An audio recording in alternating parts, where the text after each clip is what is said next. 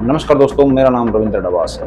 रंडापन एक बहुत भारी समस्या है। इस बात पर शायद आप ना हंसी, आप मजाक करोगे, इसके बाद चुटकुले सुनाओगे और समझोगे कि यह समस्या बहुत छोटी सी है, लेकिन नहीं, समस्या बहुत बड़ी है। सर्वे के आधार पे कुछ आंकड़े हैं जो मैं पेश करना चाहूँगा। 2011 के सर्वे के हिसाब से इंडिया में रंडेपन की औसत थी 20.8%।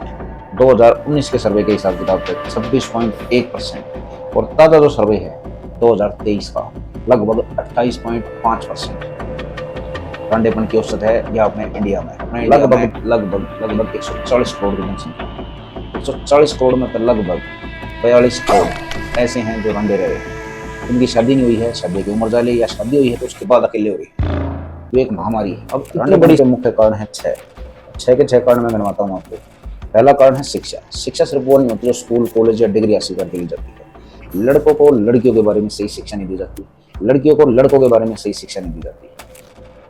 तो एक लड़का सारी जिंदगी ये नहीं समझता कि एक लड़की से किस तरह हमको पेश आना, और ना एक लड़की समझ पाती कि एक लड़के से हमको किस तरह पेश आना। उसमें काफ़ी गलतफहमियाँ चलती हैं और इस गलतफहमी में ही हम पूरी जिंदगी गुजार जाते हैं। दूसरी, सरकारी नौकरी को ही तवज्जो देना। सरकारी नौकरी कोई गलत चीज़ नहीं है, कोई बुरी चीज़ नहीं है, लेकिन सरकार लगातार सरकारी नौकरियां कम कर रही है।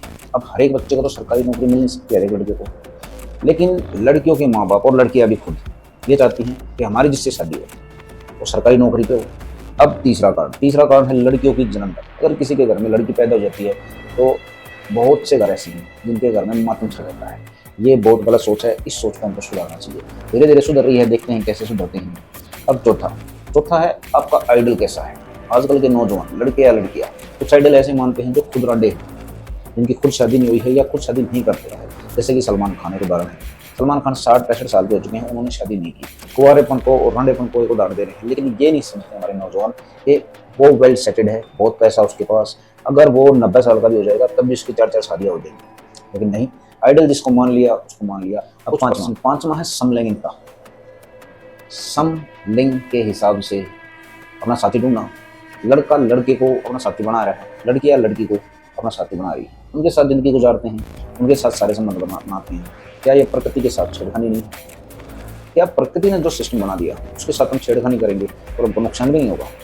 और छठा, सबसे महत्वपूर्ण, लेकिन बेईमानी, लिव इन रिलेशनशिप। कानून ने मान्यता दे दी, उसको और बढ़ावा मिल गया और रहते हैं, शादी से पहले रह के देखते हैं एक दूसरे के साथ, उसके बाद दिल ना करे तो छोड़ दो। चीटिंग के हिसाब में दूसरा आ गया कि एक लड़का अंगेज रखता है कई लड़कियों को, तो एक लड़की अंगेज रखती है कई लड़कों को। जब 40 करोड़ से ऊपर जनता इस रोग से ग्रसित है, इस समस्या का सामना कर रही है, तो क्या इस समस्या का कोई भी हल नहीं है? कुछ हल हैं, कुछ सुझाव हैं, वो हम बताते हैं यहाँ पे कि आजकल इस समस्या से बचने के लिए पब्लिक कर क्या रही है।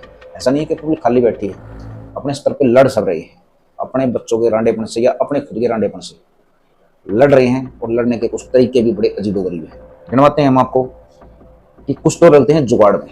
जुगाड़ का मतलब, अगर लड़कों की शादी नहीं हुई, दो लड़कों की शादी नहीं हुई, तो दोनों लड़के आपस में शादी कर लेते हैं, जब हम इसको समलैंगिकता कह लेते हैं, समविवाह।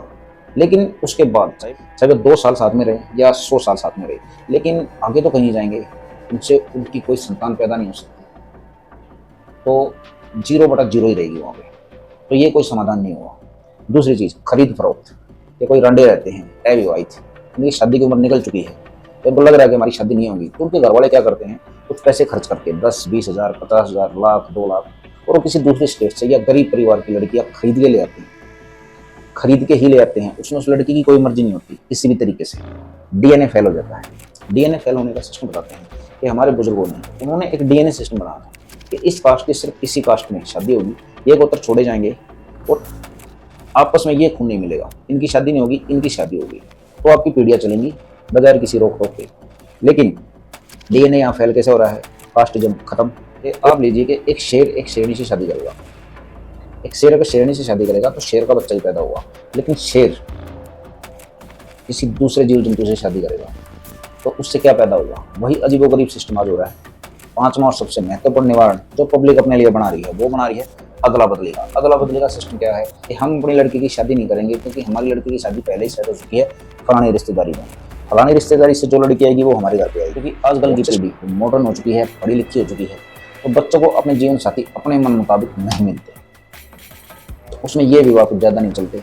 या इन ब्रांडों का फायदा नहीं उठाती। बहुत सी चीजें हैं जो आपको समझनी पड़ेंगी, क्योंकि ये कोई मजाक का विषय नहीं है, ये एक बहुत बड़ी समस्या है और इन चीज़ों का सामना करने के लिए खुद तैयार हो जाए, क्योंकि सरकारें या कोई भी प्राइवेट कंपनियां या कोई भी संस्थान आपकी इस बारे में कोई मदद नहीं कर सकता, क्योंकि सबके लिए ये एक मजाक का विषय है।